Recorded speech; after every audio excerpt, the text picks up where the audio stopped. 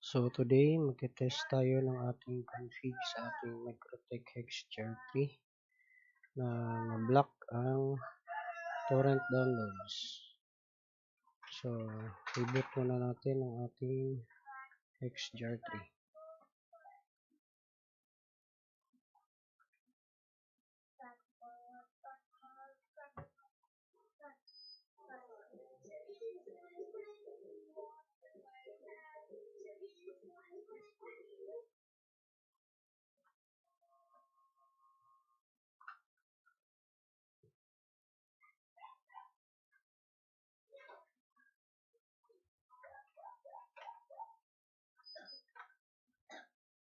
So, dito sa ating uTorrent, may naka-ready tayo na 10 torrent downloads ng videos. So, try natin kung effective yung config na ginawa natin. So, may internet na. So, naka-on na yung HexGR3 natin.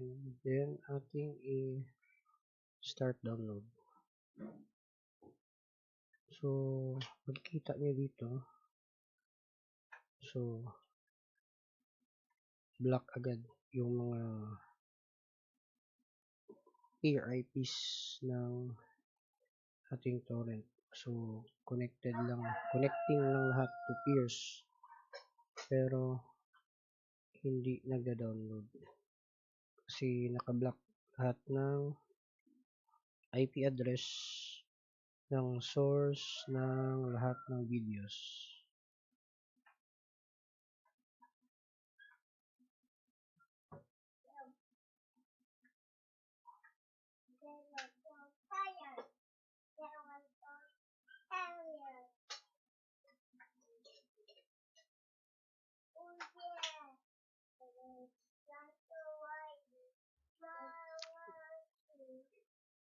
So, pataas ng pataas or parami ng parami yung torrent peer IPs na nabablock ng ating Microtech. So, bakit nga ba kailangan i-block? So, nasa acceptable users policy kasi ni Starlink na bawal ang downloading ng mga copyrighted materials.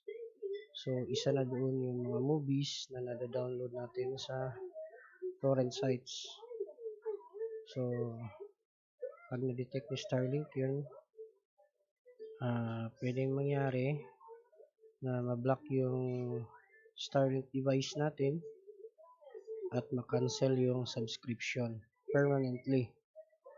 So, if ganun ang mangyayari, so, masasayang mo lang yung 30,000 na worth of device mo kay Starlink.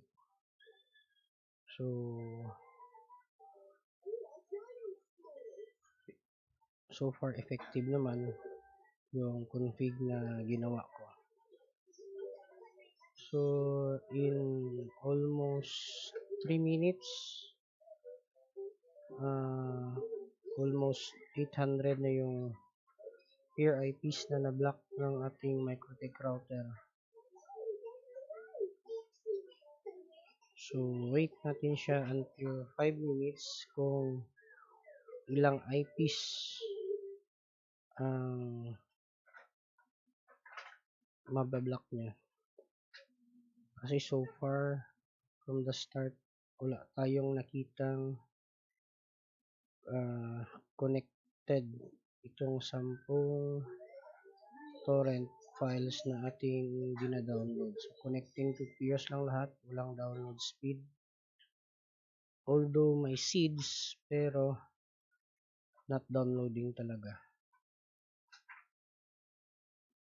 So, nasa 4 minutes na. Almost 1,000 yun. 1,000 plus na. 1,000 plus torrent peer IPs na ang ating nabablock.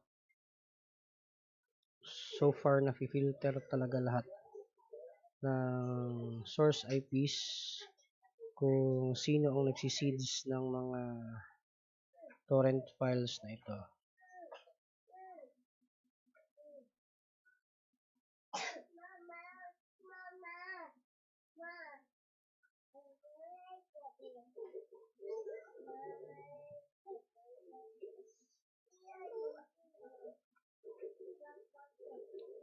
Five minutes.